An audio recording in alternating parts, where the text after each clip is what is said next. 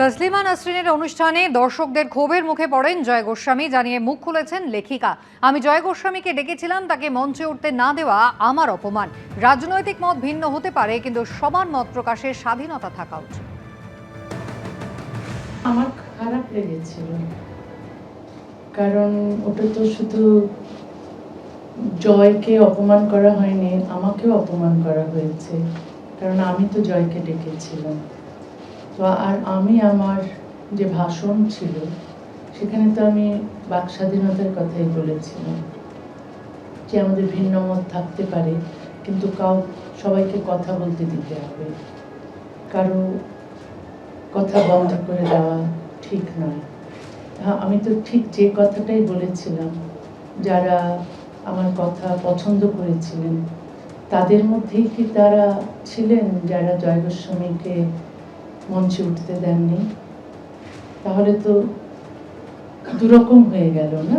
একদিকে একজন যখন মত প্রকাশের অধিকারের পক্ষে বলছে তখন তোমরা তাকে সমর্থন করছো, কিন্তু মত প্রকাশের অধিকারের জন্য যখন বাস্তবে তিনি আরেকজন কবিকে ডাকছেন, তুমি তখন তার কথা শুনতে চাইছো না।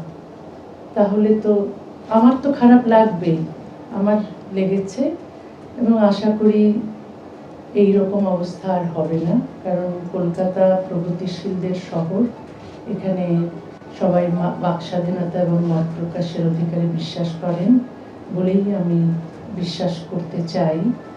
এবং রাজনৈতিক আদর্শ ভিন্ন হতে পারে, কিন্তু সবারই তার ভিন্ন মত প্রকাশ করার অধিকার থাকতে হবে।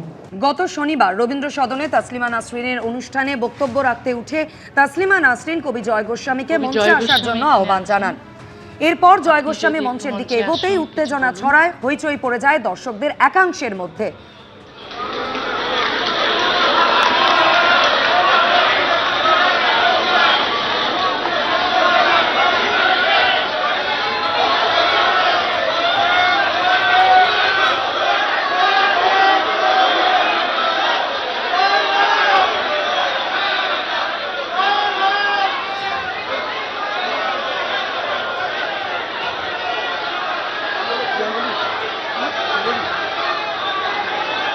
নমস্কার।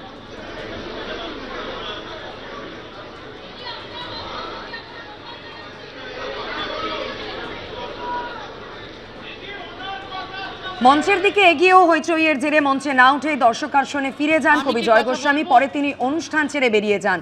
ঘটনার জেরে মঞ্চে বলতে উঠেও থমকে যান তসলিমা নাসরিন। দর্শকদের শান্ত হওয়ার আবেদন জানান। পরে পরিস্থিতি শান্ত হলে বক্তব্য শুরু করেন বাংলাদেশের নির্বাসিতা লেখিকা।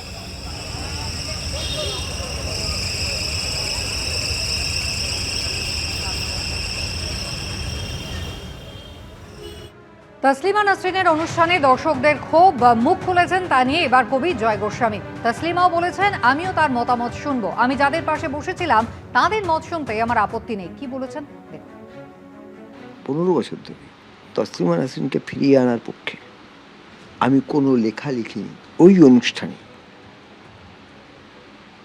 তসলিমাকে স্বাগত জানাবার কোনো অধিকার আমার জন্মায় না, ফলে তারা তাদের ক্ষোভ প্রকাশ করে।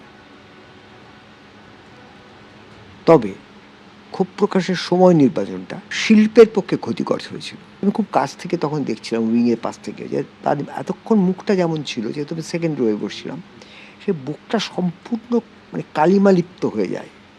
পুরো জিনিসটা নিয়ে প্রত্যাশা করেন, এটা বুঝেই আমি সঙ্গে সঙ্গে আবার নেমে চলে যাই। কারণ ওকে ওই অবস্থায় বিব্রত করা, বিব্রত নয়, মনে ক্ষত তৈরি করা আমার একদম উচিত নয়। আমি তার কারণ হতে পারি না। তারপরে আমার ইচ্ছে ছিল ওর কবিতা শুনবার, কিন্তু আমি একটু ভয় পাই, কারণ চারপাশ থেকে সবাই যেভাবে আমার দিকে তাকাচ্ছিলেন, ও একটা হলকে কোন আমার বিরুদ্ধে পুরো হলকে ওই রকম বিক্ষোভে ফেটে পড়তে, ওরকম নিন্দাবাদ দিতে আগে আমি দেখিনি। মনে হয় যদি নিরাপদে ফিরতে চাই, তাহলে এখনই আমার স্থান ত্যাগ করা উচিত। যখন আমি স্থান ত্যাগ করি তখনও ধিক্কার ভেসে আসতে থাকে। তসলিমা কালকে বলেছেন যে আমি তার মতটা শুনবো, আমি যাদের পাশে বসেছিলাম তাদের রাজনৈতিক মত আমি মানি না, কিন্তু তাদের সঙ্গে বসতে আমার কোনো অসুবিধা নেই, তাদের কথা আমি শুনবো, আমি আমার কথা বলবো। এটাই সভ্যতা, এই জন্যেই এগিয়েছে। এই থ্রেট কালচার আগে, আজ থেকে 10 বছর আগে যারা ছিল, আমি যখন 3 বছর 2023-এ রিটায়ারমেন্ট নিই তখনও ছিল, 2024-এও ছিল, যে থ্রেট কালচার ছিল। বা তার প্রধান সহপরিচালক ওই স্টেজে অত্যন্ত সক্রিয় ভূমিকায় ছিলেন। অর্থাৎ এই সরকার ক্ষেত্রে যারা নতুন দরজা খুলতে চাইছেন তাদের এটা সতর্ক থাকা দরকার যে আগের সরকার যেরকম বদলা নয় বদল চাই বলেছিলেন, তার মধ্যে একটা ক্ষমা ছিল।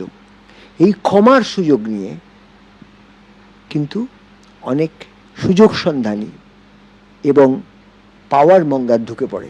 এবিপি আনন্দ, এগিয়ে থাকে, এগিয়ে রাখে।